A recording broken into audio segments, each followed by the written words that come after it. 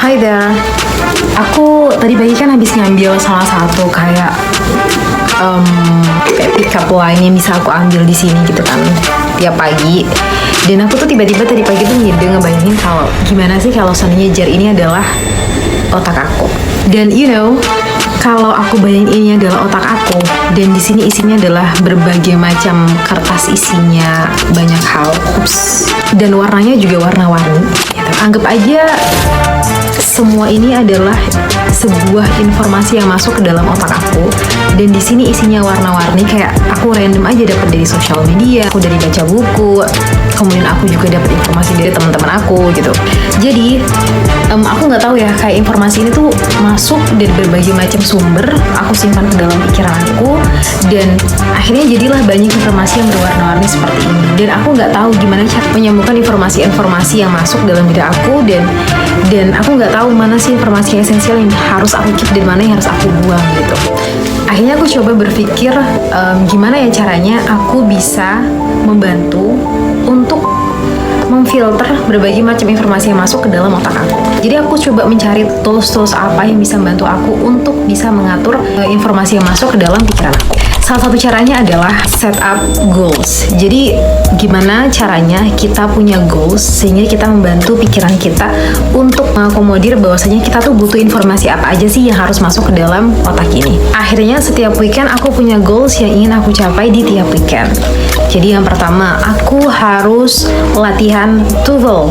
Jadi aku harus memahami beberapa skill dalam TOEFL. Aku masukinlah itu dan aku harus mewujudkan itu sehingga masuk dalam pikiran aku.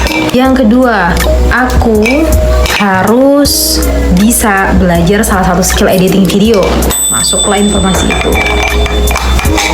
Nah, coba lihat kapasitas otakku yang gak sebegitu banyak itu akhirnya terisi dengan dua informasi yang sangat penting sekali yang ingin membantu aku untuk mewujudkan sebuah goals. Namun, aku juga akan mencoba untuk mencari informasi-informasi baru yang bisa membantu aku untuk mengetahui perkembangan dunia saat ini. Nah, hal itu akhirnya masuklah informasi-informasi itu yang kecil-kecil ini, yang berwarna-warni yang macam-macam. Si informasi yang random ini nggak sebanyak yang awal tadi kan. Oleh karena itu, kayak kita mau mengisi otak kita tuh dengan sebuah informasi yang penting, itu akan membantu kita untuk bisa memfilter informasi, at least yang esensial, yang penting itu udah masuk duluan. Dan kerandoman informasi yang masuk ini barusan itu nggak mengganggu informasi esensial yang harus kamu dapetin. Selain itu, kita juga harus bisa ngatur HP. Ngatur HP itu gampang-gampang mudah. Karena aku itu sering banget dapat laporan setiap weekend itu hasilnya tuh selalu bertambah terus itu. Padahal aku coba untuk selalu membatasi. Setelah kita tahu bahwasanya kita punya reminder untuk penggunaan HP, kita bisa menggunakan reminder ya dalam menggunakan HP. Kayak kita nge-reminder dengan pakai cara Pomodoro teknik. Dalam belajar, kita juga bisa menggunakan namanya teknik Pomodoro dalam penggunaan handphone juga. Salah satunya adalah ketika aku udah pulang dari kerja, itu pastinya kan kita need entertainment gitu. Kayak kita tuh butuh sesuatu untuk nge-refresh otak kita.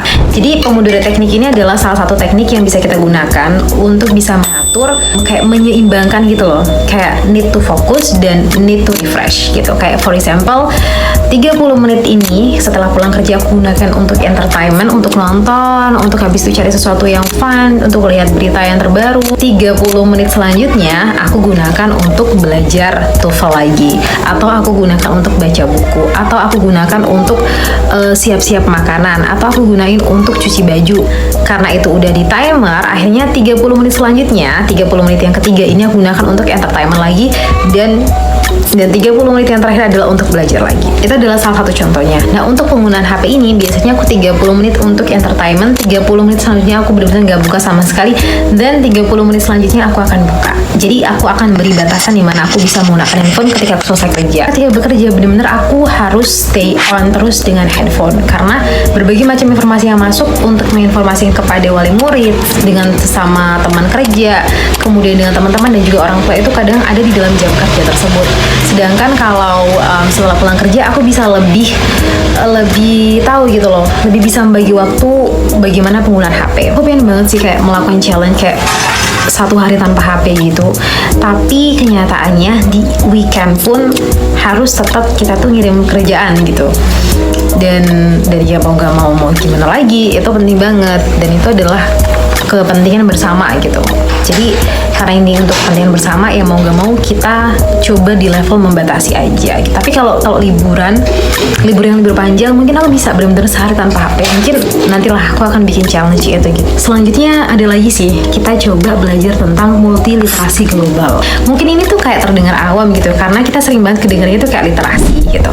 Dan pada dasarnya kebanyakan orang tuh menganggap literasi itu adalah belajar membaca atau belajar menulis gitu.